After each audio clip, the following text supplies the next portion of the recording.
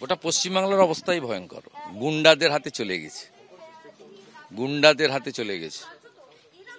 পুলিশের সাহায্য চেয়েছিলেন, এতটাই আতঙ্কিত ছিল, তারপরেও কি কথা হলো আপনার? আমার সঙ্গে ইন ডিটেলস কথা হয়েছে, অনেকটা আপনাদের সামনে হয়েছে, অনেকটা আলাদা করে হয়েছে। উনি মেডিকেল রিপোর্ট সঠিক পাননি, আমি মেডিকেল রিপোর্ট পড়ে দেখলাম। কল্যাণী এইমসে নিয়ে যাচ্ছি। Mob lynching, not only mister Gazi, 53 জন ছিল, 53 জনকেই, এবং বেলেবল সেকশনে দিয়েছে, কোর্টে হয়তো বেলও হয়ে গেল। একসঙ্গে 53 জন উপরে ঢুকেছে। পুলিশকে 100 ডায়াল করেছে, সোনারপুর কন্ট্রোলে করেছে, পুলিশ আসেনি। উনার বিরুদ্ধে কেস করেছে, তার প্রোটেকশন ইউনিয়নের লয়াররা দেবে। সরকারি কর্মী কেউ থাকবে না বাংলাতে, যাদের যাওয়ার জায়গা নেই তারা থাকবে। ইচ্ছাকৃতভাবে কেন্দ্রীয় থাকবে না পশ্চিমবঙ্গে, এরা কেউ থাকবে না। এই কদিন আগে উড়িষ্যার বাবা, ছাত্রীর বাবা বললো মেয়েকে পড়াবো না এখানে। পশ্চিমবঙ্গে কেউ থাকবে না, যার যাওয়ার জায়গা নেই সে থাকবে। আপনার যদি জায়গা থাকে অন্য জায়গায় চলে যান। শাসক যোগের কারণেই কি পুলিশ একজনকে গ্রেফতার করেছে, বাকিদেরকে ছাড় দিয়ে রেখেছে? সে প্রশ্ন কিন্তু সাধারণ মানুষের নয়, সে প্রশ্ন শাসক দলেরই একজন তৃণমূল কাউন্সিলর, যিনি কিন্তু এই 25 নম্বর ওয়ার্ডের কাউন্সিলর সোনালী রায়, তিনি এই প্রশ্নই তুলছেন। তিনি বলছেন একজন অটো চালকের এতটা সাহস হবে না যে ভেতরে প্রবেশ করে একজন ইন্সপেক্টরকে ঘরের ভেতরে ঢুকে মারধর করে তার বাড়িতে ভাঙচুর চালানো হয়েছে। তোমাকে দেখিয়ে রাখি, যে ছবি সিসিটিভি ক্যামেরা ফুটেজ তুমি দেখতে পাচ্ছ, সেই ছবি কিন্তু দর্শকদের উদ্দেশ্যে দেখাবো। এই হচ্ছে সেই অভিজাত আবাসন, যেই অভিজাত আবাসনের বাইরের যে সিসিটিভি ক্যামেরা, যেটা তোমাকে দেখাবো, গেটের সামনে যে সিসিটিভি ক্যামেরা, যার ছবি ধরা পড়েছে যে 23 তারিখে একেবারে যে ঘটনা ঘটে, সেই সময় কিন্তু 9:35 নাগাদ এখানেই কিন্তু একদল লোক জড়ো হন। এবং যেটা অভিযোগকারী অভিযোগ করছে যে তিনি বারংবার পুলিশকে অভিযোগ জানিয়েছিলেন, যদিও বারুইপুর পুলিশ জেলার পুলিশ সূত্রে খবর যে তিনি ফোন করেননি, এখান থেকে কোনো এক আবাসিক পুলিশকে ফোন করে জানায়। এবং যেটা আর একটা অভিযোগ উঠেছে পুলিশের বিরুদ্ধে, যে পুলিশ সঠিক সময় আসেনি, তার সপক্ষে পুলিশ যেটা দাবি জানাচ্ছে যে পুলিশ কিন্তু ফোন পাওয়ার পর 30 মিনিটের মধ্যে এখানে উপস্থিত হয়। কিন্তু পুলিশ যখনই উপস্থিত হোক না কেন, ততক্ষণও কিন্তু ঘটনা ঘটে গিয়েছে। একজন শুল্ক দপ্তরের ইন্সপেক্টর তাকে ঘরে ঢুকে, বাড়িতে ঢুকলো কিভাবে? এই যে গেট, সেই গেট ভেঙে কেউ গেট টপকে এখানকার যে ব্যক্তিগত নিরাপত্তা রক্ষীরা রয়েছে, সেই সব ব্যক্তিগত নিরাপত্তা রক্ষীদেরকে সরিয়ে একদল লোক ভেতরে চলে গেল।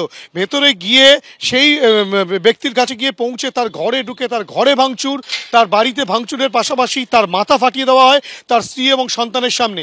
তারা এতটাই আতঙ্কিত হয়েছেন যে তারা কিন্তু এখান থেকে বেরিয়ে কসবা এলাকায় চলে গিয়েছেন।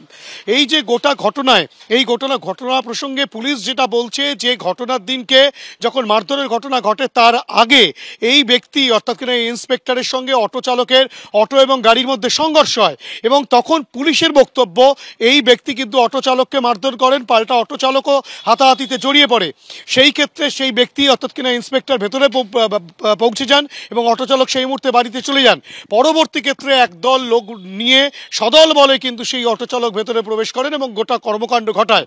এই ঘটনা প্রসঙ্গে স্থানীয় তৃণমূল কাউন্সিলর সোনালী রায় তিনি স্পষ্টত অভিযোগ করছেন, প্রত্যেকে তৃণমূলের ছত্রছায়ায় রয়েছে, কোনো নেত্রী বা নেতার ছত্রছায়ায় এই ঘটনা ঘটছে বলেই এতটা তাদের সাহস, এবং একের পর এক এই ঘটনা ঘটছে। এবং এইসব যারা দুষ্কৃতী এসেছিল তাদের প্রত্যেকের কাছে অস্ত্রশস্ত্র থাকে, তেমনটাই অভিযোগ তিনি করেছেন।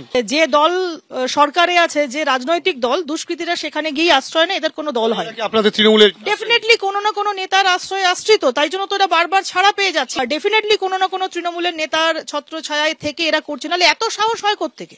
এখান থেকে আমি পুলিশের কাছে রিকোয়েস্ট করব যে আপনারা যে কোনো রকম প্রভাবের ঊর্ধ্বে গিয়ে এবং যে কোনো রকমের ব্যক্তির প্রভাবের ঊর্ধ্বে গিয়ে প্লিজ ডু ইউর ডিউটি। খুব সহজেই ধরা পড়ে যাবে কে বা কারা এর পিছনে আছে এবং এর কারণটা কি। সেই নেতা বা নেত্রীর নাম কি আপনি প্রকাশ্যে আনতে পারবেন?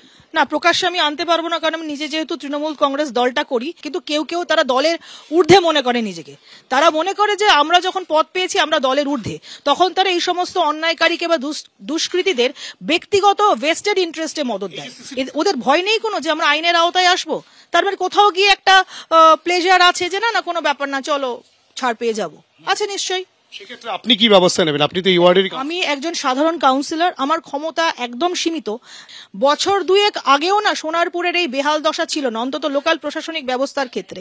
ইদানিং করে যেন একটা গাছাড়া ভাব, কোথাও গিয়ে যেন প্রশাসনিক ব্যবস্থাটা আলগা হয়ে গেছে, ঠুনকো হয়ে গেছে, বাঁধন আলগা হয়ে গেছে আমার মনে হচ্ছে। সেই কারণে অপরাধ প্রবণতা এত বেড়ে গেছে। আমাকে বহু লোক ফোন করেছে 2-3 দিন ধরে যে দিদি আমরা আতঙ্কে আছি, আমরা বাজারে যেতে পারছি না, আমরা অটোয় চড়তে ভয় পাচ্ছি, 3 দিন ধরে অটোর রুটটা বন্ধ, লোকাল বাজারে কেউ যাচ্ছে না, দোকানিদের মাছ সবজি বিক্রি হচ্ছে না, বেহাল অবস্থা, চরম অবস্থা চলছে, মাৎসনায় চলছে এখানে।